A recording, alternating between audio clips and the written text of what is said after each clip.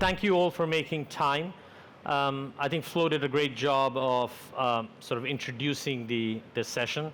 So he's really not left me with any words to say, except the fact that the term DeFi is, or decentralized finance, is increasingly becoming a part of our lingo, especially in the financial services world, right? So I guess the key question we're going to explore today, and I'm going to let the panelists introduce themselves in a minute, is DeFi going to actually disrupt the way we understand traditional finance, how long it's going to take, in what shape and form it's going to actually take its, I guess, its avatar in this part of the world, right? My name is Arjun Singh. I'm a partner at a consulting firm called Arthur D. Little, and I spend a lot of time, I guess, thinking about this stuff, but I have the privilege today to ask the questions and learn. So with that, I'm going to let the panelists do justice to themselves and introduce themselves. Dom, you go first.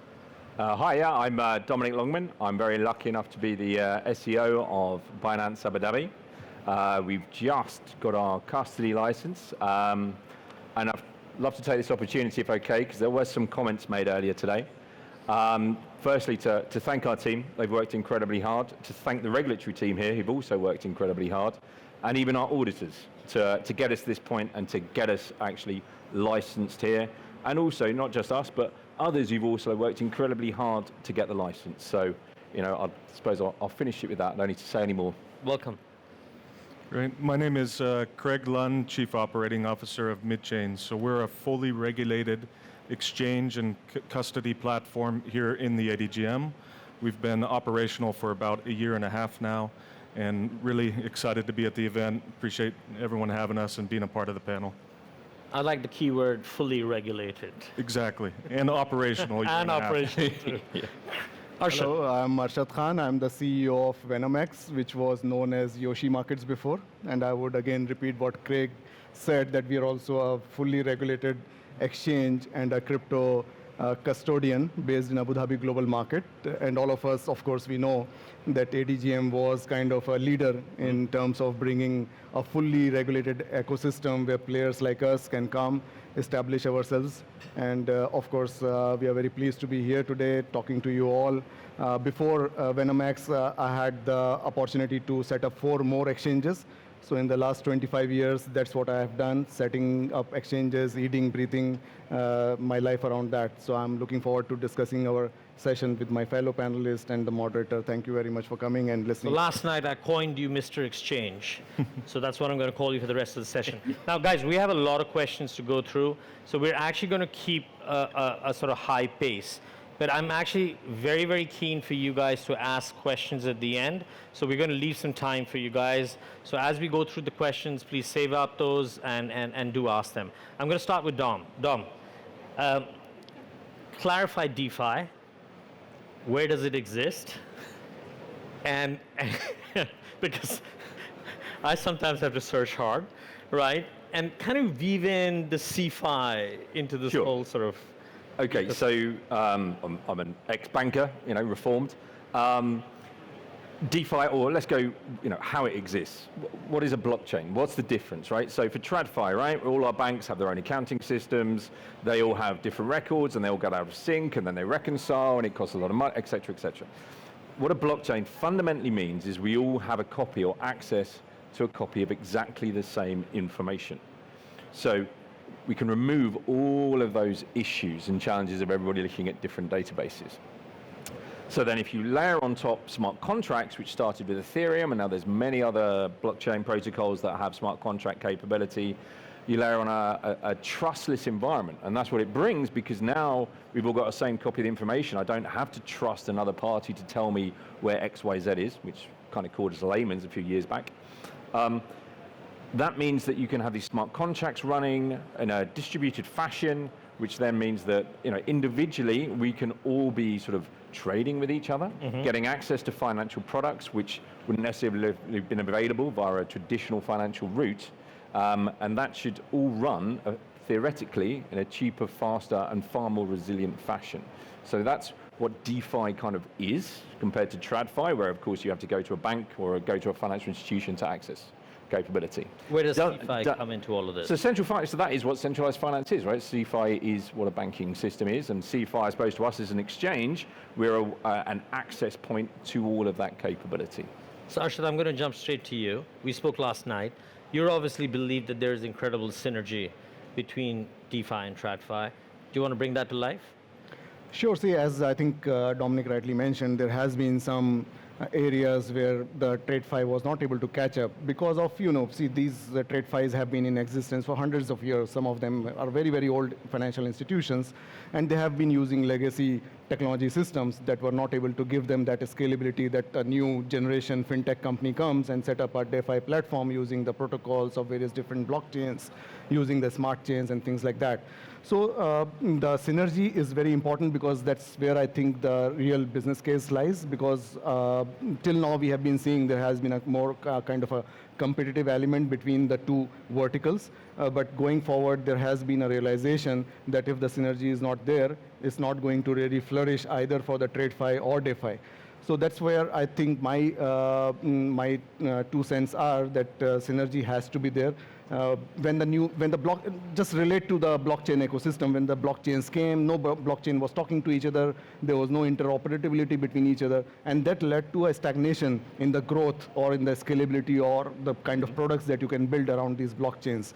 So I think we are at that critical stage where the synergy and the interoperability between these two DeFi and TradFi verticals is of a paramount importance. And there are some very serious work that is going on in terms of learning from each other, taking some good points, doing some homework in terms of where you are strong and where my competitor is strong, and then grow the industry. I think the market is too big for all of us to sustain ourselves and make this world a better place in terms of inclusion of masses and the proliferation of the financial services to the unbanked or unserviced population of the world.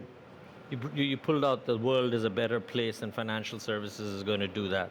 Too early in the session. We just saved it to the end. Craig, crystal ball time, right? 2-part question. Firstly, would you like to add to anything that Arshad has mentioned or Dom suggested in terms of the so-called synergy? But then can you take us a little bit more further and what I call sort of beyond the textbooks and bring to life where we can see application of DeFi in the financial services world today?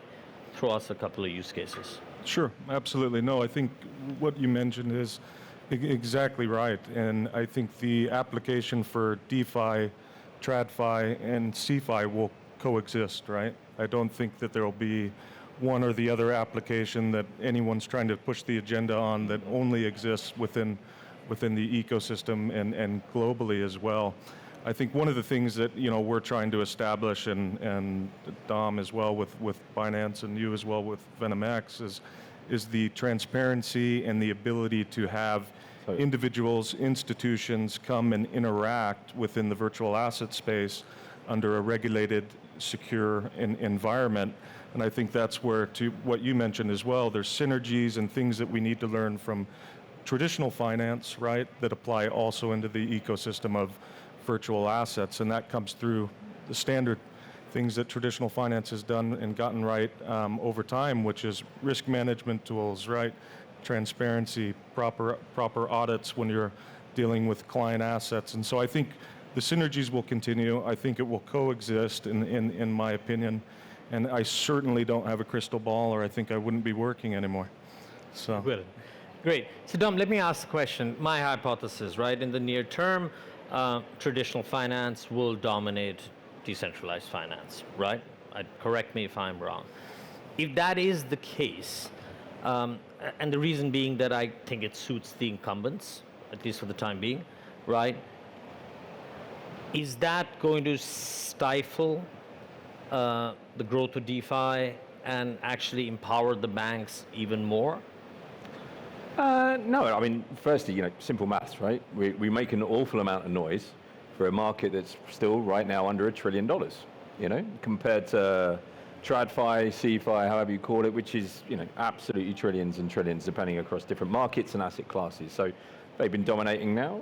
A few years ago, 5, 10 years ago, we were at a market cap of 100 billion, probably not even that. So them dominating hasn't changed. Okay. We have still grown. We've had some incidents, right? And that's because we're in an early market, and thankfully, with regulation and good players and different industry bodies, et cetera, coming in, and the vast majority, and that's why certainly I think most of us love DeFi and the blockchain spaces, because most of us are trying to actually improve things and change things and do things better, because we've seen some of the holes of liquidity traps in the banking systems that stop money moving, et cetera, and lack of access of 38% of the population of the world to financial products, right? There's things we can do better. So would it dominate for the future? Absolutely. But we're starting to see bonds start to get tokenized, securities start to get tokenized. It is starting to happen, and I think it'll be a very quick ramp up once it sort of gets to that moment. I don't know when that moment is, but it's probably going to be a lot quicker than we sort of realize. And my question is, at that point of inflection, right, where I'm not going to use that term, but apologies, I will, you stop being a distraction, you start becoming a distraction, do you actually see traditional finance players react differently to you guys? Because currently, as you said, there's the David and Goliath scene, right? And well, are they acting differently? Right now, I wouldn't even say we're a distraction. I think I've seen some Fireblocks shirts around, right? We know Bank of New York have bought significantly into Fireblocks. I've certainly seen Copper around. You've got, State Street have a position there with them. What about here? Here, I think you've see Currency, et cetera. So I don't think they see it distraction. I think they see it as an honest driver to change business models. At worst, a risk to revenue streams.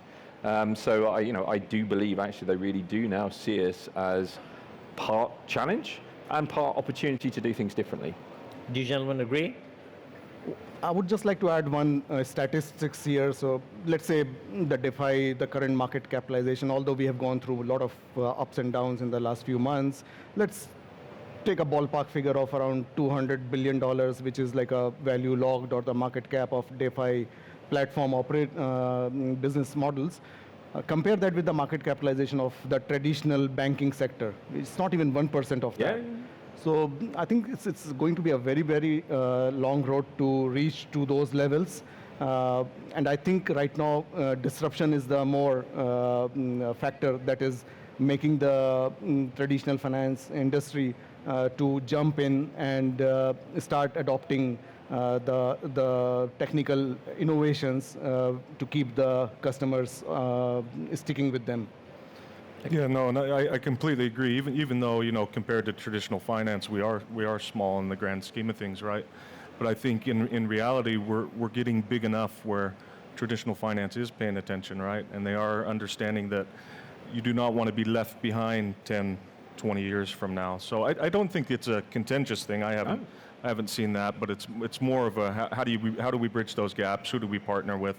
Who can we invest in to really start to build out the ecosystem and to be future-proof? And that's right? actually pretty good, right? Yeah. So even the incumbents are thinking about what the future needs to look like, and that's the whole point of synergy, right? And can I just add one in here? I think the big thing, and particularly focus on this city and this region, obviously we're talking about banks, and if you look at blockchain tech, if we go to the technology layer, it doesn't matter necessarily what about the chain is. It's about the actual asset owners can get more control. There's some very significant asset owners in this city, in this country, in this region, and it's that technology. And I think them now starting to realize that, them starting to actually get into that. I think it's actually they who are likely to drive the adoption more, and then the banks themselves are going to have to react to that.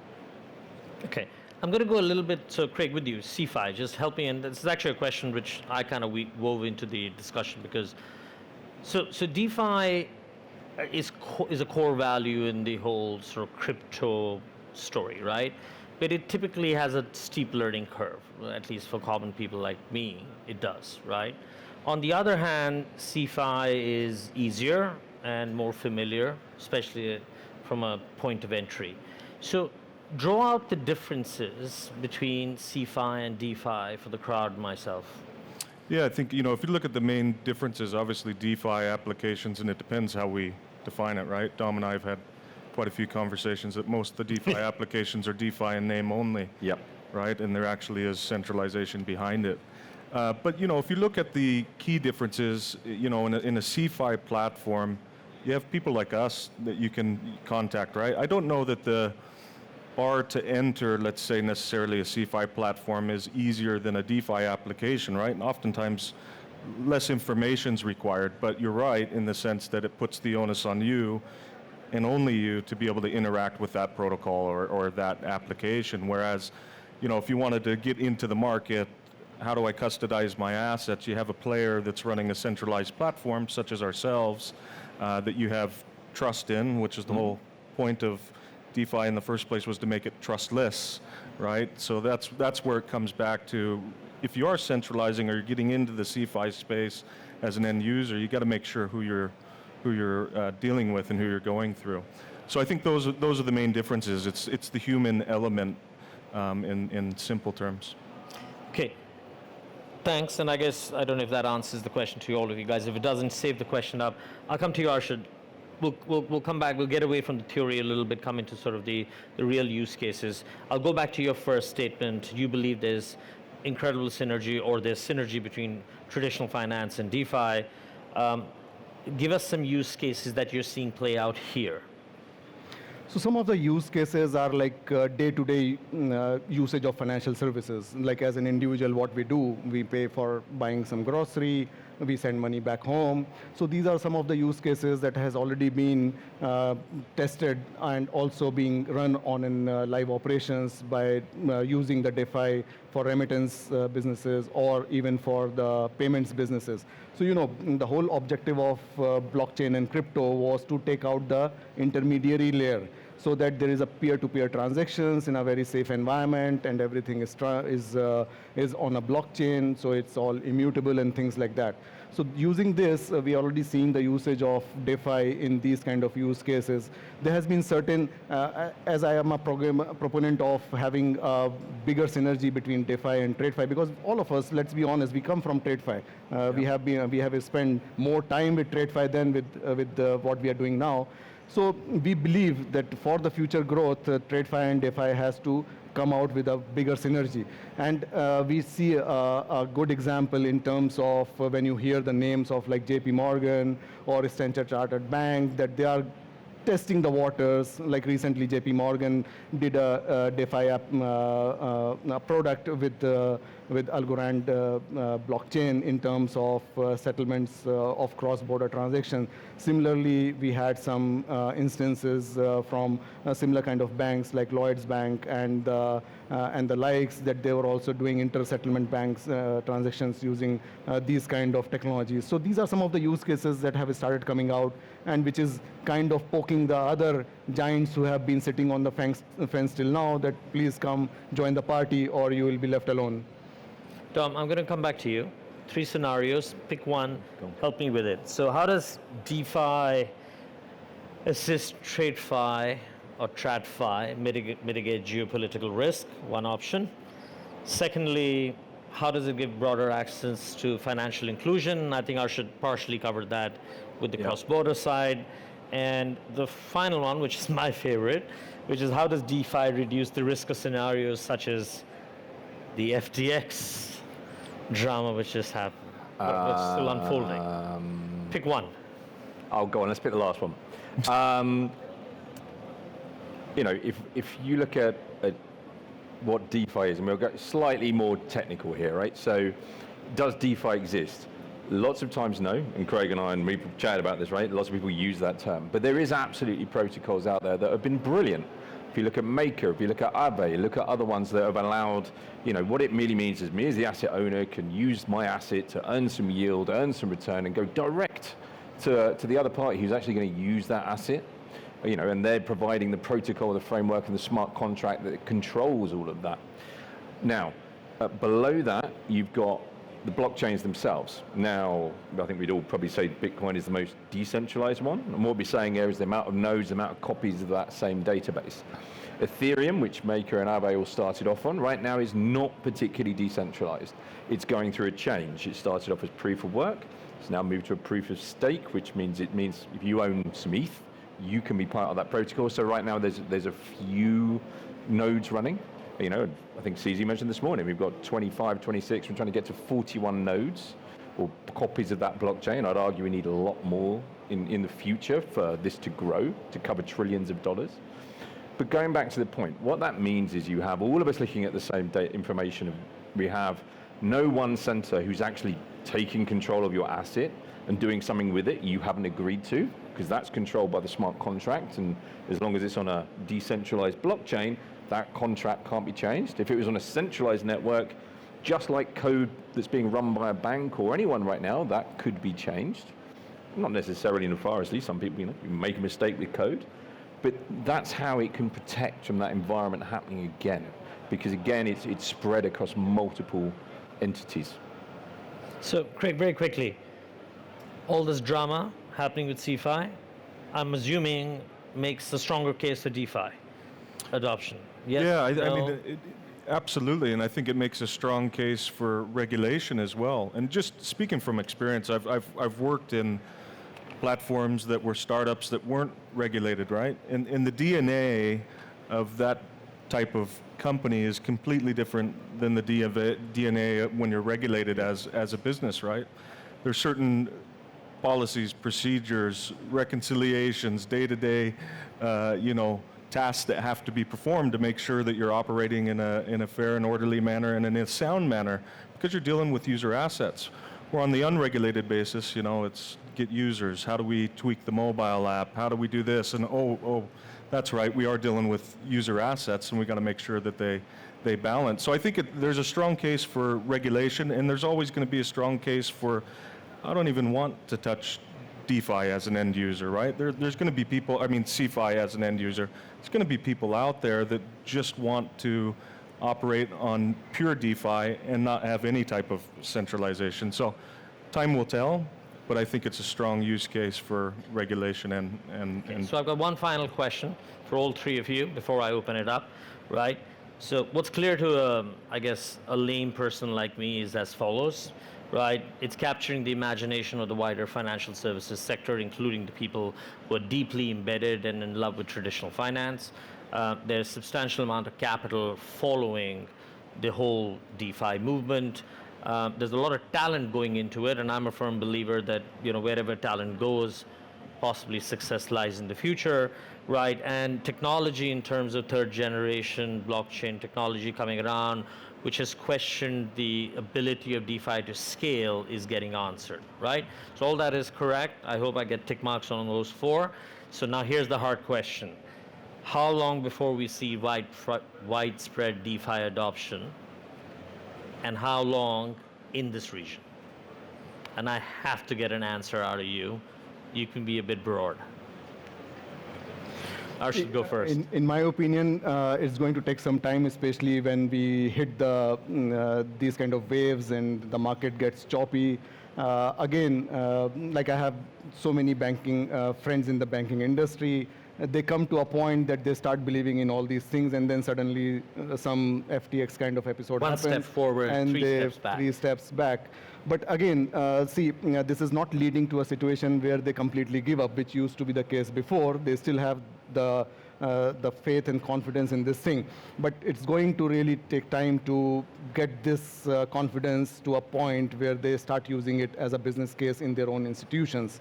But the good thing, and I 100% agree with Craig, it's all the use case, it's all the importance about the regulations. It's not about CeFi, it's not about DeFi, what happened with FTX or what happened with Luna.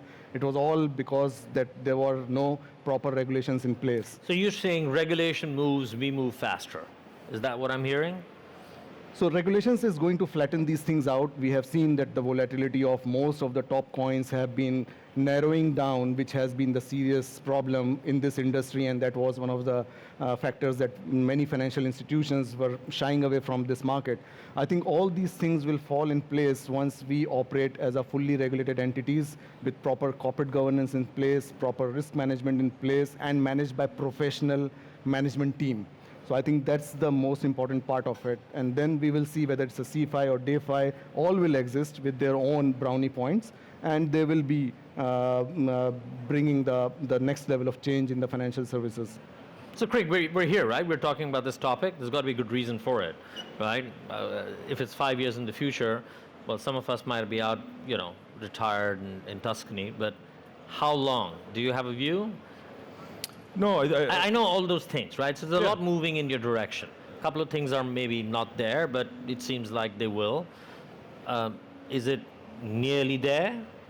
Yeah, we're getting there. Yeah, absolutely. I mean, look at the event we're at today, right? So we're getting there, and you look at the region and how it's grown. You've been in the space, Dom, I know, here locally as well for quite some time. But the massive growth that's happened in this industry, particularly in this region, over the last 5 years, is exponential, right? And part of that is because there is clarity, there is jurisdictions where you can go operate in a regulated environment. So I think wouldn't be a long shot to say that we're pretty big market cap in 10 years. Yeah, no, I mean, I'll go back. I mentioned sort of Ethereum earlier and BNB chain. Ethereum is what started 2016. It launched. Yeah. BNB chain's been around what 3-4 years. And these are chains that are changing. They're growing, and they're a huge amount of developers putting a huge amount of effort and time in it. Right? It's very, very early days. Ethereum has just gone through this huge change to a whole different way that it operates, and it continues to. That hasn't finished and won't do for some time. How we work together in a decentralized fashion, because we're talking different languages and different protocols, but we're all trying to achieve the same thing. That's all just starting, right? We've got the talent coming through. It's just beginning. So, right, 5 years, we've achieved from pretty much nothing, or Bitcoin's 10, 12 years now, right? But $1 trillion cap, all of us having this regulation here. We say regulation slow. These guys have been looking at it for 4 or 5 years now. They've started. It's incredible. We do a lot of knocking. Actually, what's been achieved is amazing. Where that could be in the next 5 years, I don't know. It could be absolutely massive. Okay. All right, guys. I know I've overrun. I'm getting all kinds of cut the show. Can I ask questions? No? Do you guys want to ask questions? All right, here, so I apologize, right? You can't have the three of them here and not give them more than 30 minutes. So I apologize for overrunning. I want to thank Arshad, Craig, Dominic, ADGM for organizing this, and the team here. We'll have to find another way for the questions to be sort of relayed to them. I'm sure there are some. So thank you for your patience and time. Thank you. Thank you. Thank you, Arjun.